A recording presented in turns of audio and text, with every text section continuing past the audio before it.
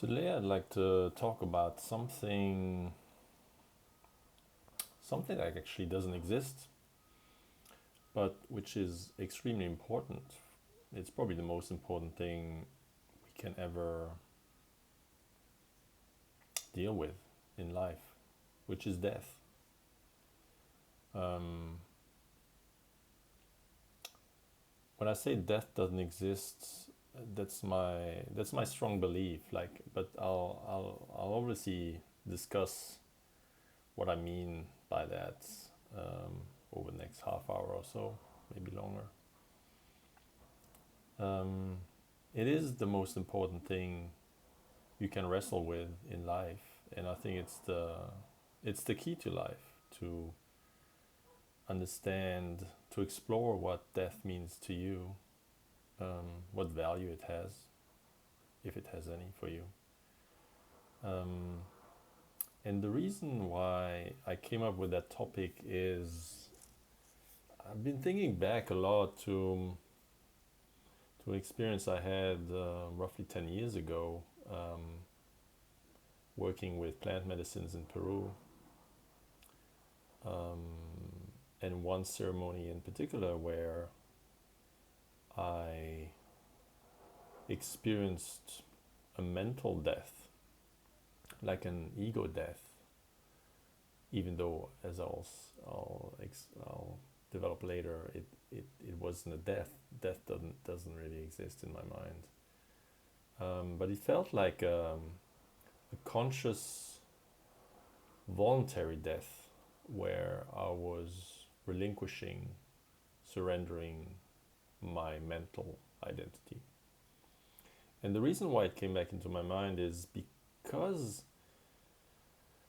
um, although it wasn't my conscious state going into the ceremony, like typically you have kind of an intention going into plant ceremonies, plant medicine ceremonies.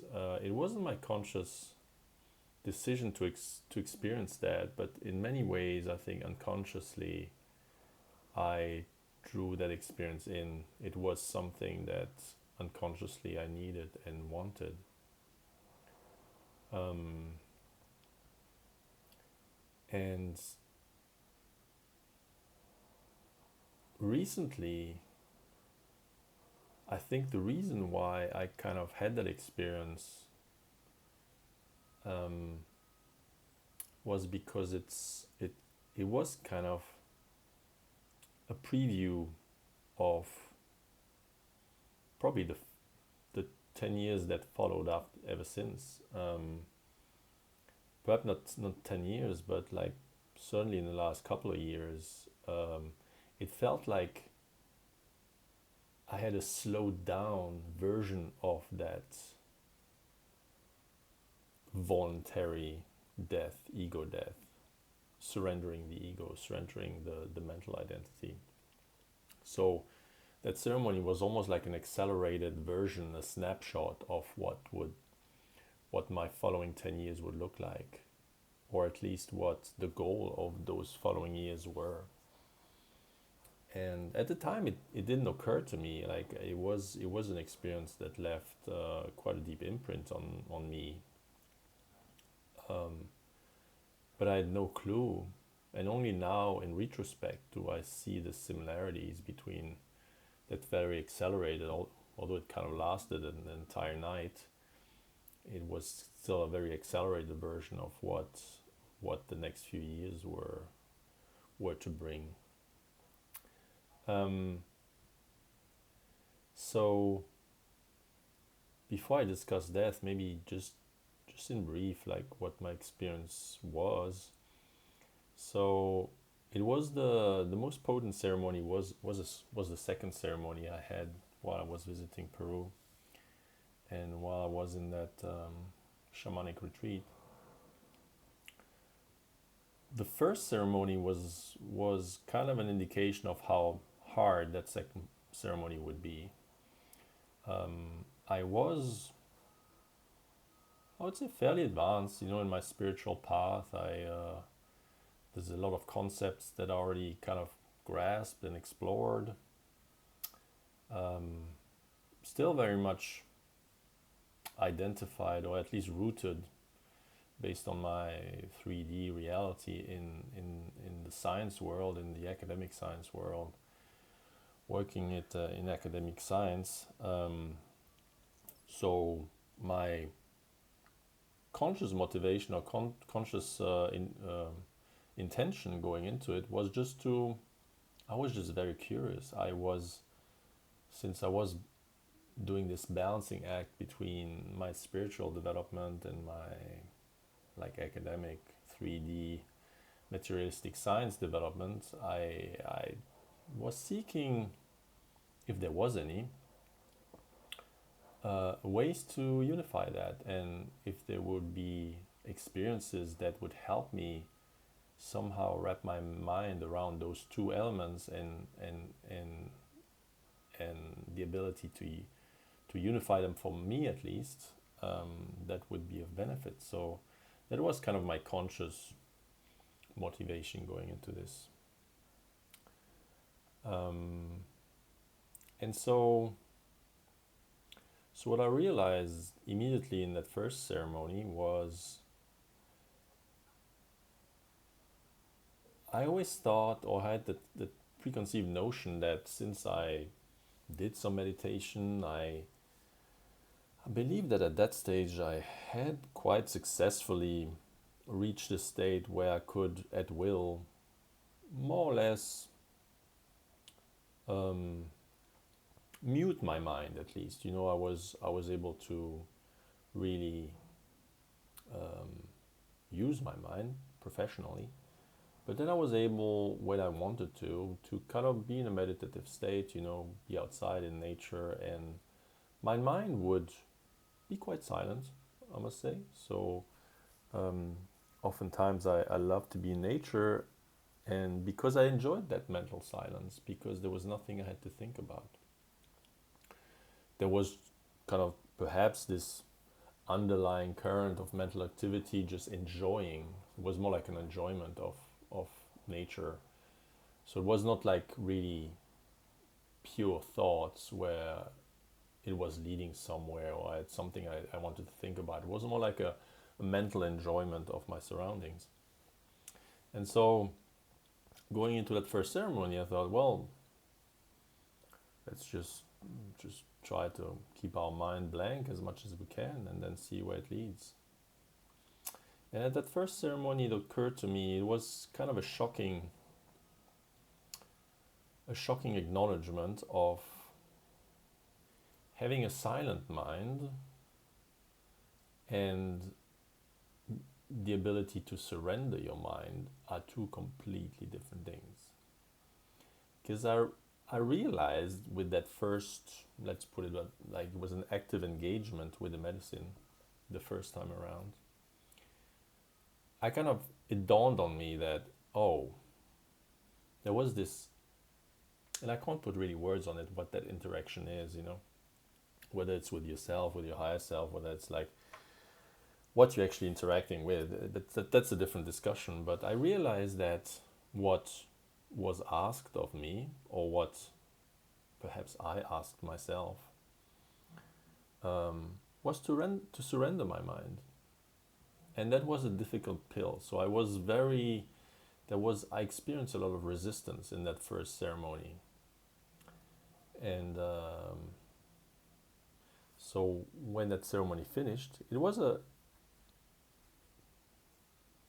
fairly short ceremony, probably because the medicine wasn't as potent the first time around. I think they gave us that preview on purpose to just put a toe in, so to speak.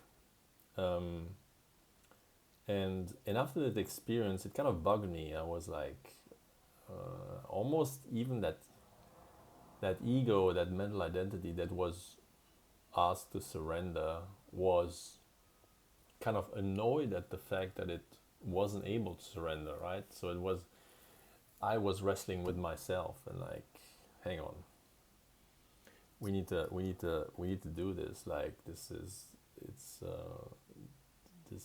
is challenging, but me realized my mental identity wanted to be able to do it, right? So it's almost like the ego was triggered, even though the triggering was pointing towards the fact that the thing that's being triggered has to surrender. So it was kind of this odd self-reflective state, and that's the thing that was kind of the state of mind I went in for the second ceremony. I'm like, yeah, let's just hang on to the freaking chair and let's just do this, right? So white knuckled grasp on the chair and let's just go in there. This kind of warrior mindset of let's just do this. And so I did it, and the best way I can describe it was like a roller coaster where I had to, it was like this cyclic experience where there was one mental death or mental surrender after the next, and in between I was kind of thrown back into my body, because like I was completely out of it. I didn't know where my body was, like, and the body wasn't even a concern of mine, to be honest. It was a purely emotional, mental type of activity. And every single time I was thrown back into my body, I was just almost at that panic attack where I was suddenly breathing so hard because I had this feeling, oh my God, I'm thrown back into this body that hasn't taken a breath in like 30 minutes or an hour. I didn't have a sense of time, so I had no idea how much time actually one of these cycles took. But I had this preconceived notion that, oh my God, that body hasn't, hang on, we need to oxygenate this body because I haven't been in there and I'm not sure what happened to it. So I was kind of freaking out in between. And it was just like this brief, even it's almost like I was kind of going underwater, very, very deep, and then suddenly you go back up to take one breath, and then suddenly like it drags you back down. So that's the best way I can describe it. But the reason why I bring this up really is this process of death, of dying, and I think what I'd like to state here is, it is my strong belief that death does not exist, because nothing in existence can ever not be in existence. So you might say things were in the past, you might have had experiences that are brief, but everything that has ever been experienced cannot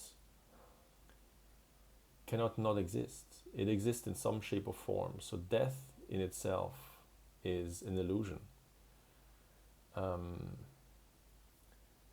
So the way I like to redefine perhaps death is a complete surrender. Complete, like it has to be 100%. Complete surrender of something, you completely let it go, and that severance, that separation, full separation, is what can be perceived as death. And so in this case, I underwent that cyclic complete surrendering of my mental identity. You might call it ego. It doesn't matter. These are all words. You know what I'm pointing towards. And so it was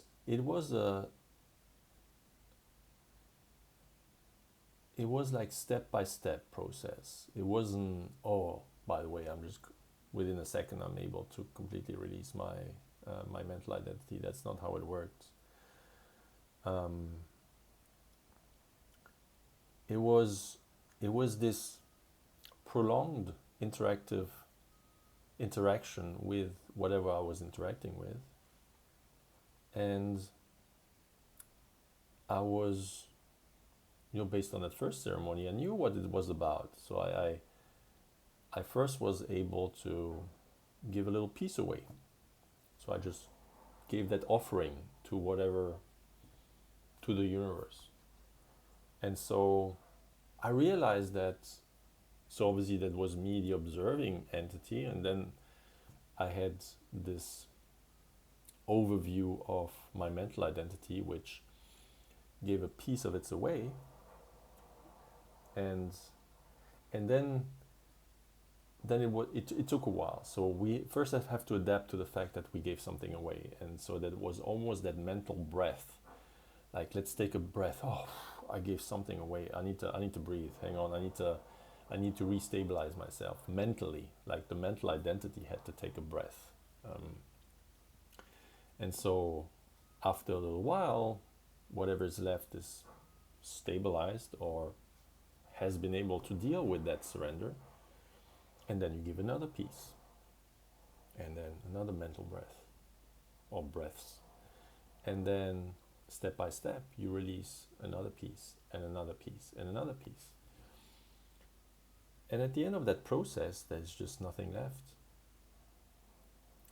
There's nothing that has to take a breath. There's just like, to me, the process, and so it cannot really be compared to a near-death experience, because I didn't feel that I was transcending to another side or to another dimension. It was just this complete darkness. Darkness not in a threatening way. It was just the completion of a surrendering process where there was nothing left. And then suddenly I was yanked back into my body, right? And then the process started from scratch again. Let's give a piece and give another piece and another piece. And so mentally, I would say this entire process was highly traumatic. And this is definitely where, when you hear that plant medicines are work, it was definitely work. When I was done with that, and I think it took kind of an entire night. I'm not sure how long this thing took, but probably 4, 6, 8 hours. I can't remember. But I was exhausted after that. And for the third ceremony, I was almost pissed that I had to go there again, and I made this kind of pact that I didn't want that experience. I had to kind of digest it first. I had to integrate it into my being. I wasn't strong enough to have that the second night in a row, because it was so mentally exhausting to go through those mental surrendering acts time after time. I was just done.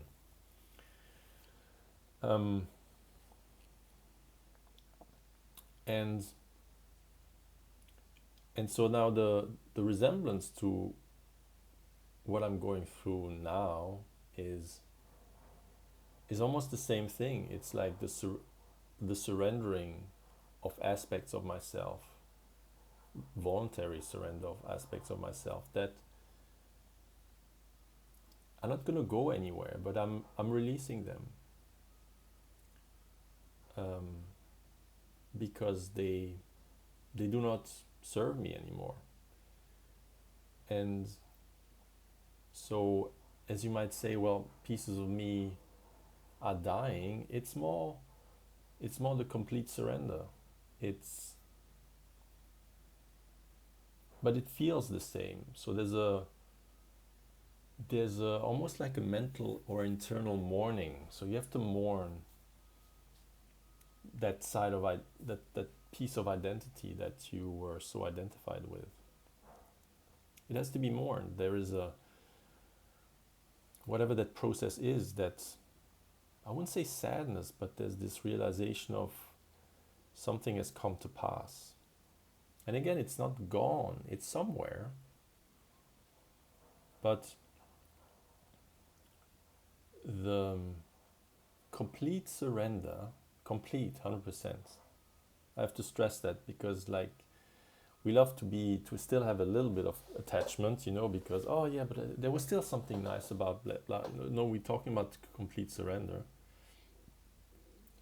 Excuse me. What complete surrender allows you to do is you regain the power of choice. If something is completely surrendered, you have a choice. Of course, you have the choice to get it back, or to ask for it, or to just reconnect to it. Or you have the choice to disengage from it. And then it doesn't matter. And then you kind of, you hear people saying, well, I'll release it to the universe. Whatever that energy is, it's being taken care of. You don't have to take care of it anymore. And so the process I've been going through is really to release sides of myself that cannot come with me in the new timeline I'm shifting into. I think new identities, new timeline, it kind of goes hand in hand. It's the same thing. You're moving into something that corresponds to the higher version of yourself, and things have to be surrendered for that. You cannot bring things with you, all of the things. And there is a mourning. It's almost a mental pain. It's not, I wouldn't call it pain, but there's something that aches, that needs to be mourned, mentally at least. And although you might say, well, so pieces of the things that I surrender, because it's still kind of related to mental activity, to mental identity. Obviously, I'm not saying that I'm surrendering my mental self, my ego. I think that's something, I had to explore throughout my life. Is the goal of spirituality to release the ego, to kill the ego, to have no ego anymore? I think that's wrong. Again, with my definition of death, yes, it is of high value to undergo that process of complete surrender, complete de-identification of the ego, or the mental identity.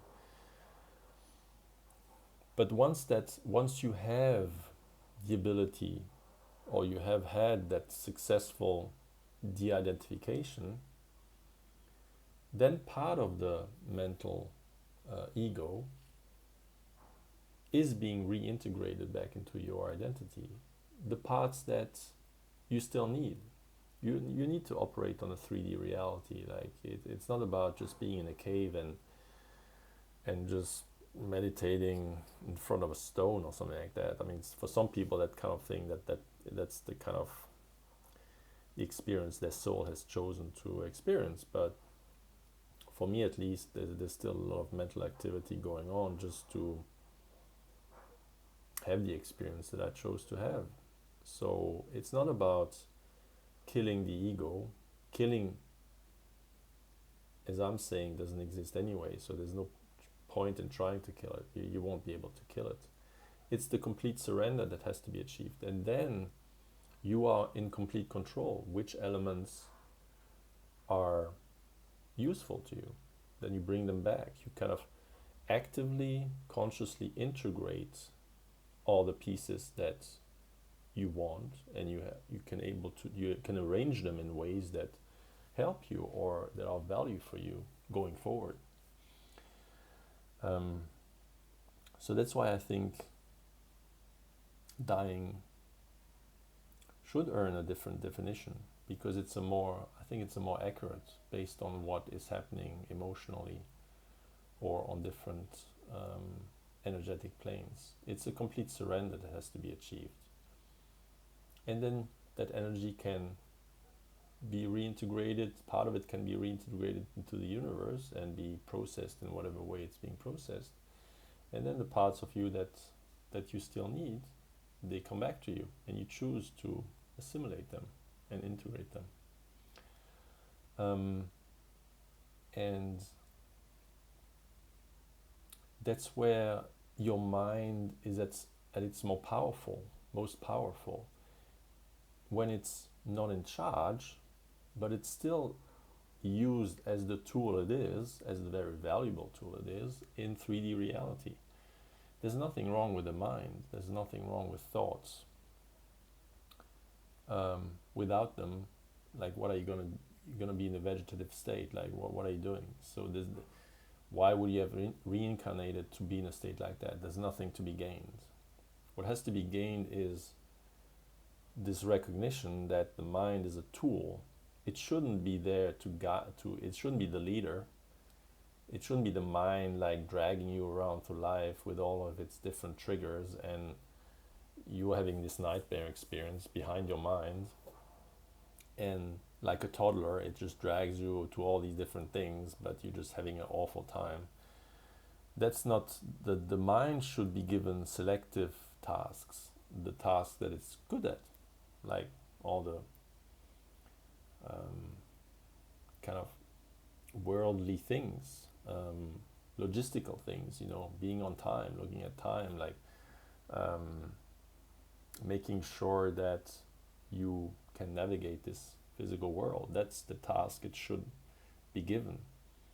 But typically it's you've given all of the tasks to it, and also the power to guide your life, and it should never be in that position. So this complete act of surrender helps you reboot the system, and then you re-assimilate and integrate the mind in a better way. And I think that's the kind of the power behind plant medicines, that it allows you to have that perspective, if you are able to carry out that integration process, because otherwise it could leave you in a mess. If you're unable to reintegrate back the parts, it can do more harm than good. And I think there's something to be said about that. And so I think one of the really important aspects of that death process, I talked about surrendering the ego, surrendering mental identity. You can obviously apply that death process or complete surrender to any aspect of your personality or your life that you choose. Anything that bothers you, that drags you down, that limits the experience you can have here,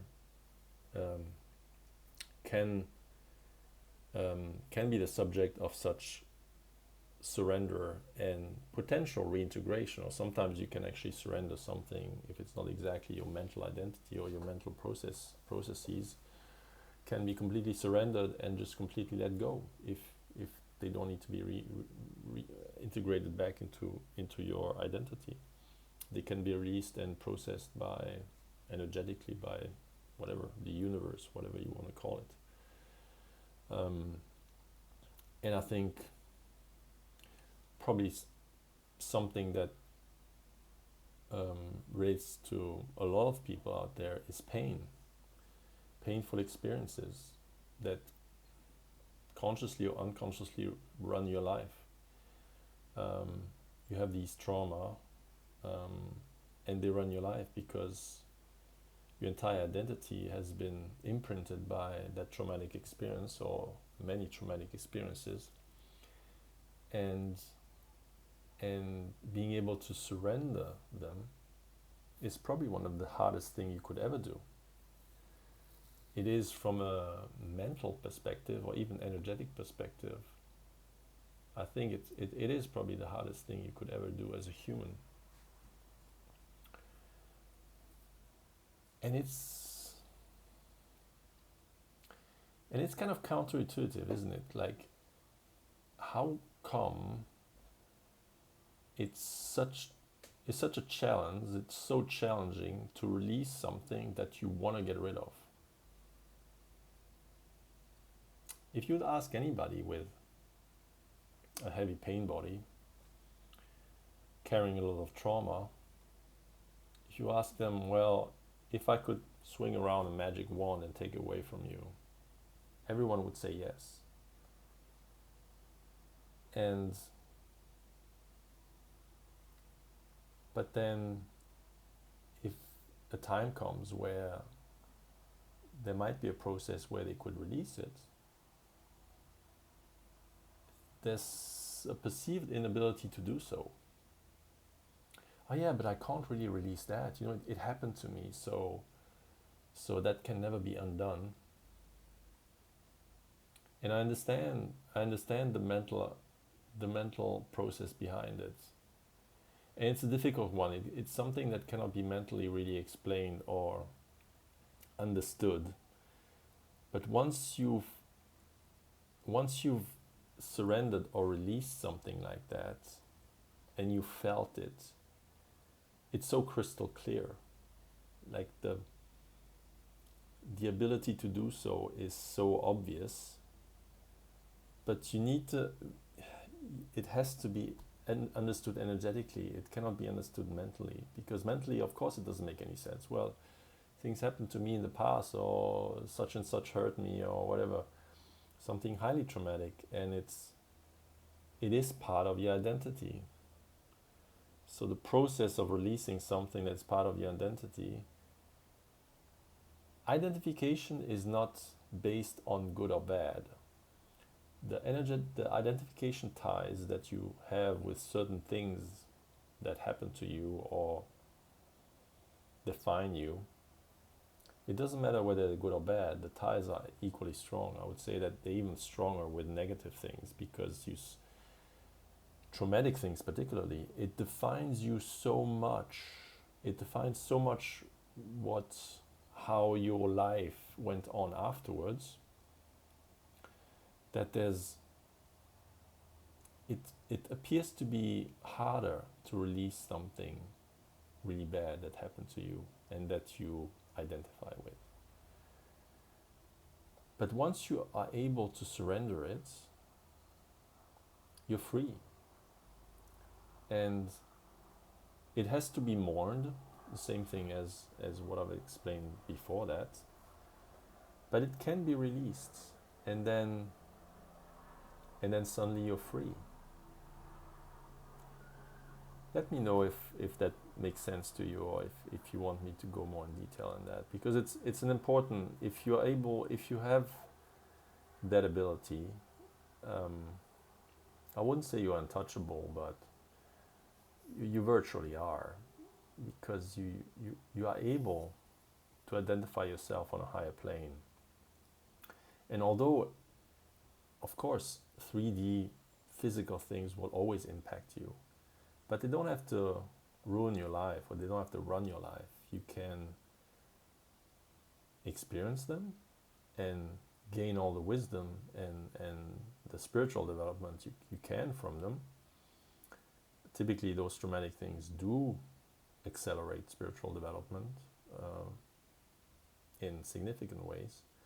But then you can release them, so you end up with the good. You end up with the positive aspects of that experience, and then you release whatever was the medium for it, whatever was the quote-unquote bad experience behind it. So let me know if you want me to go more in detail, and I could potentially give more specific details in another post.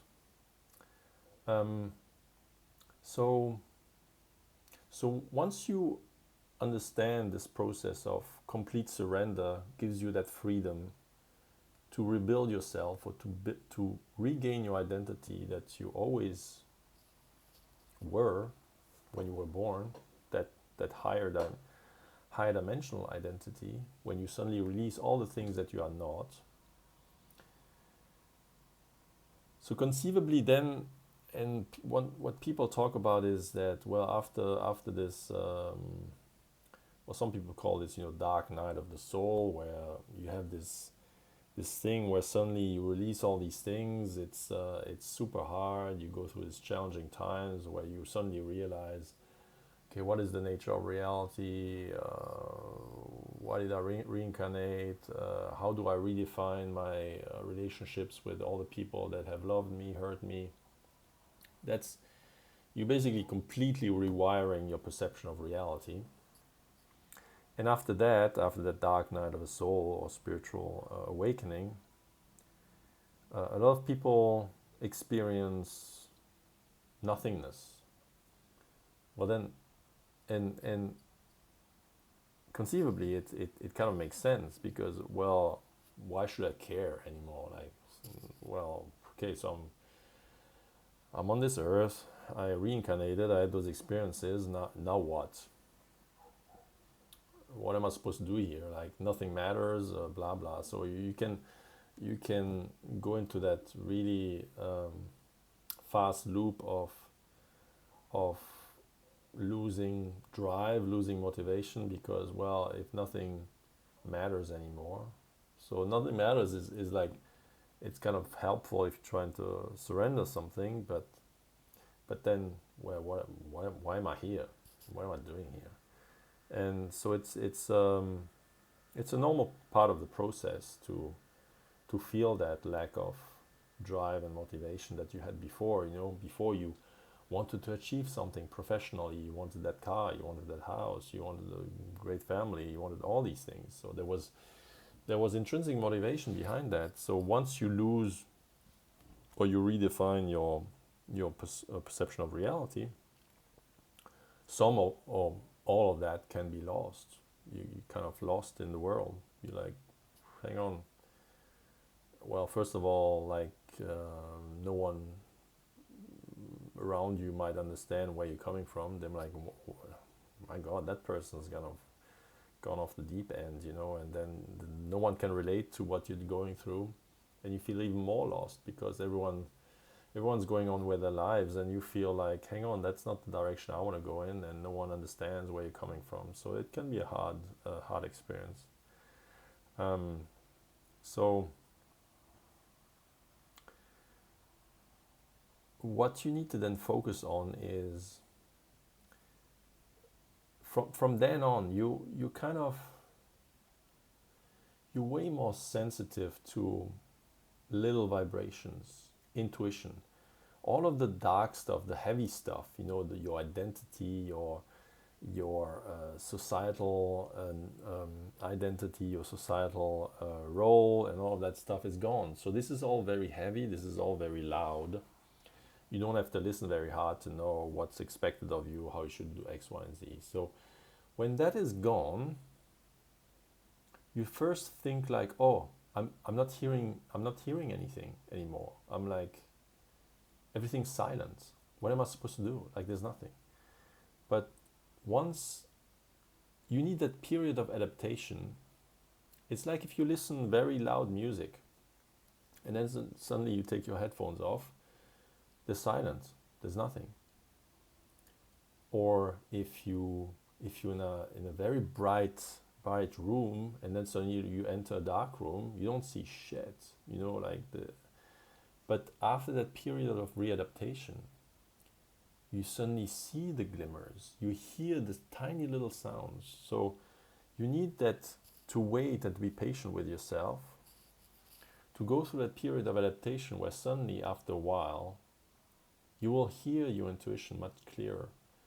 You will hear guiding thoughts that might be guides from another dimension. You will perceive all these very fine energies. They're very discreet. Before that, no one can hear them. Everyone that's immersed in a 3D life cannot hear that because it's drowned out by all the noise around you. But then suddenly you can hear them. So you just need to be patient with yourself. And then suddenly you will have those intuition. You will have that intuition. You will more readily be able to identify your passions. What are my passions? Observe things around you. You will be attracted, not like a massive magnet, but you will be, oh, there's something there, I think. And then you go into that direction and then you follow that path. So the energies are more subtle. They can become intense at some stage, but initially everything's very subtle. Where do I feel excitement there? What? Oh, there's a class here, or oh, there's a new job opportunity here. Like listen to the subtle energies, that try to whisper something to you. Now you can hear all these whispers, but after that period of adaptation. So just be patient with yourself. Um, you know, of course you can think, well, what's the point here? You know, like I've asked myself that question many times. What's the point here? I just want to go home. Let's fuck this. I'm done here. Let's go. But we leave imprints, you know, very important imprints. You might think, oh well, that physical life. Well, why did I come here? But it is a playground, you know. It's a physical playground. There are physical imprints of yourself. You know, you might be building things. You might be helping people. Your memory is in other people. You leave imprints. Eternal imprints in that physical reality.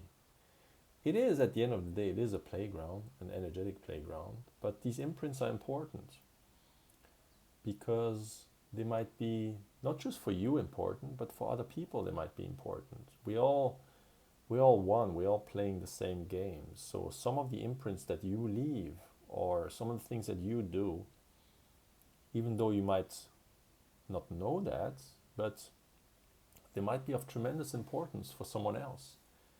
Maybe you are the whisper in physical form of someone else that doesn't know where they are and where they should go. Maybe you are that whisper that says, oh, there's something there, and you attract someone else, and then you allow someone else to be on their path. So never underestimate anything that you do. I tend to say everything you do is of cosmic importance because you don't understand. We are so, listen, like our vision, our audition, like we're quite, I wouldn't say pathetic, but like in terms of our senses, you know, they're not very developed. Yeah, we can think, we kind of are the apex animal because we're just intelligent, but our senses are not very developed. So there's so many things you cannot perceive, you cannot know.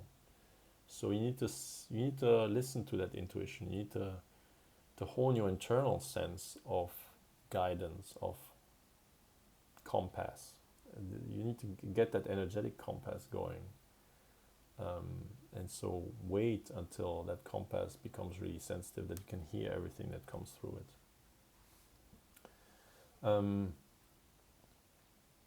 And when you release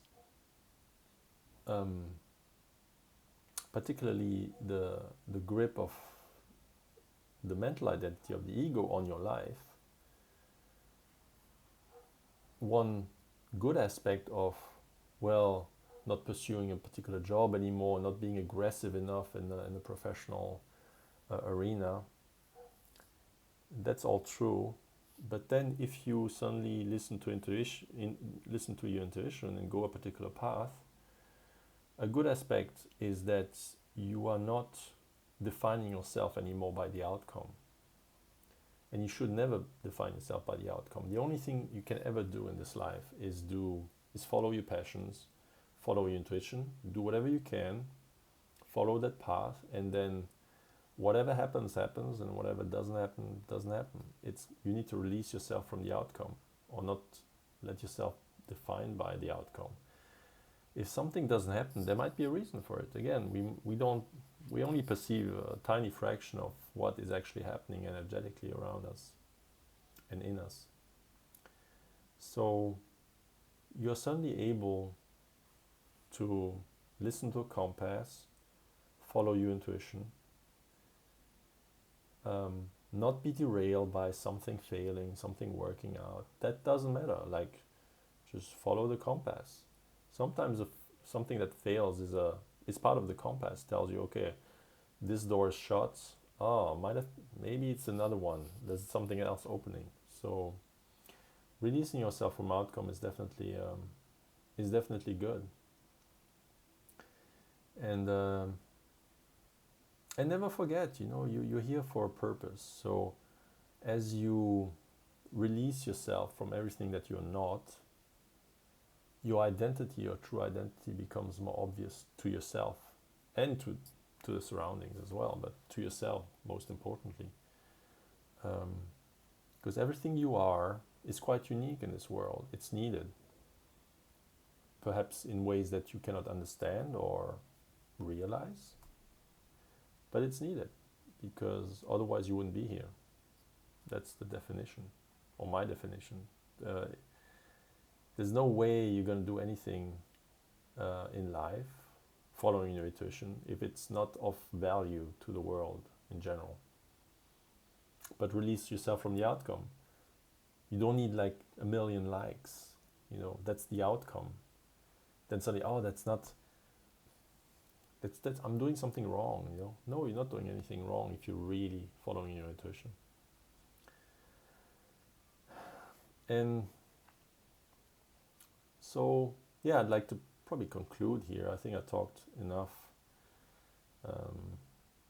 Good on you if you're still listening to this. So death, process of surrender. And as I always say, I'm doing these things also for myself. All these things that I'm talking about, these are all concepts that had to mature in me. I could grasp them. This is interesting. It's there's this quote. I think it says something like, "If a mind is expanded, it can never go back to its original state." I'm not sure I'm paraphrasing. So if you had an experience, something that opens your mind to something else, it's almost impossible to, unless you really, really want to kind of put that in a box and like, oh no, I never had that experience. I don't want to. So you can self-protect yourself or something if it destroys your worldview too much. But in general, once you open your mind to something, you can always go back to it. It's never, that opening will always be there.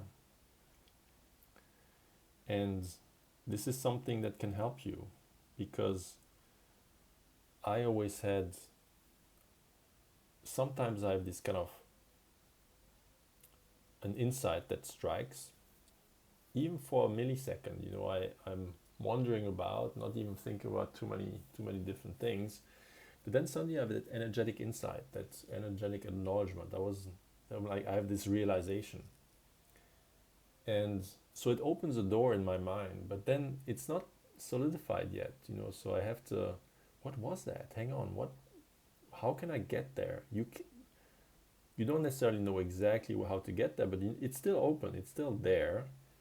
But then you need to kind of go through the process of slowly navigating towards it, and then you have solidified it, and then suddenly it's something you can tap into at any stage. So a lot of these concepts, sometimes they came to me very quickly in an instant, but then it takes me sometimes months or years to solidify a concept. So the concept of dying, of surrendering pain. Suddenly I have this insight where I could release something, and I'm like, hang on, how did I do that? And then I need to re-engineer my way back. Potentially one of the reasons why my proper definition, potentially, I love this concept of wayshower, a wayfinder, someone that explores energetically things. And then it's like going into a cave, sometimes you need to feel your way around, you need to like, how did I get there, and go back in steps, and sometimes the steps then take a long time. So some of these concepts took me a long, long time to actually really get and solidify within myself. And definitely one of the hindrances to that solidification, at least for me, is like as I said, pain is very, very, very difficult to release. So is resentment. So one of the hard things to really release is, well, hang on. So it's great that all that shit led to something really great that I have. At least it's, after a while you will see the blessing in it. But releasing that, what the curse side of the thing, releasing the resentment of having had to go through all this shit to find self-realization or some kind of spiritual development. Letting go of that resentment is a hard task, and I'm still kind of working on part of my resentment. I'm like, shit, did it really have to go? Like, did it really have to be that hard? Fuck me. But you realize that otherwise you would have never gotten it, like really gotten it, not just like, oh yeah, blink realization, but really deeply gotten it. And that's where the value is from a soul's development point of view. So be patient with yourself. You are doing, if you're listening to this, you are doing the most difficult thing that can be done on the human plane. There's nothing else that's more difficult than that. If you are decent at those things, releasing pain, releasing resentment, you don't have to be like, I don't think we're ever done learning how to do these things. And there are always new lessons that come our way. You think you're good? Oh, let me throw something at you. We'll see how you're gonna deal with it. So you're never really done. But if you're half decent at it, you will do so much better than anybody else.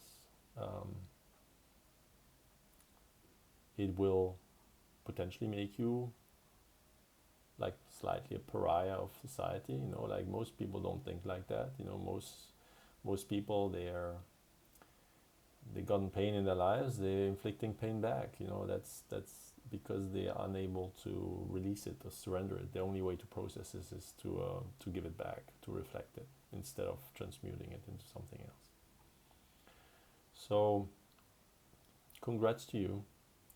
You're doing a great job, and I hope this helps. Let me know in the comments if you need anything else, want anything else, if there's things you didn't understand, or if you want me to go deeper into any aspect of what I just said. With that, I send you much love, and till next time.